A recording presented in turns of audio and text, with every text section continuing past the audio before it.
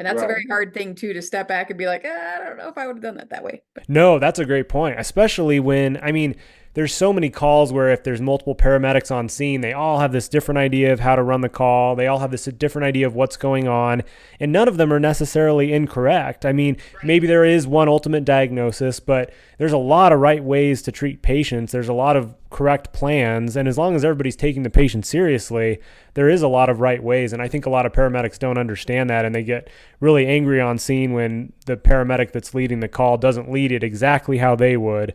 Because I see that in the ER too. Paramedics will be like, I can't believe the fire department gave aspirin to this patient. I would have never given him aspirin. I'm like, yeah, did it harm the patient though? Is it really anything that makes a big difference? Like, don't stress about it so much. It's not that big of a deal. Of course, there's some things that are totally wrong. But a lot of the issues I see are not ones that are a very big deal that need to be worried about. And that's where you're there as a support system. This could be for an individual as well as a partner, where you're there as a support system so that they can do what they need to do and learn what they need to learn in their own way.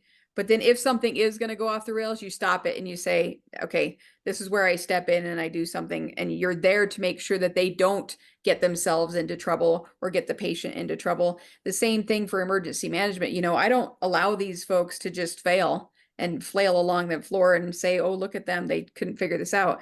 I allow them to try some stuff, fail a little bit, figure it out along the way, learn some stuff, and then provide some support here and there to get them on the right path. But then along the way, they learned so much stuff because they tried some stuff that didn't work, and now Yeah. they know that and they're never going to forget it. I had an employee once who made a very bad judgment. He was an error with it wasn't like life or death or anything. This was more of um, uh, personalities and working with others. And he made a judgment call that was extreme. And so the people called me and they said, we want him fired. And I wasn't going to fire him over this one thing, but he came in thinking he was going to be fired when he came into my office. And so he's like, I would totally understand it if you fire me.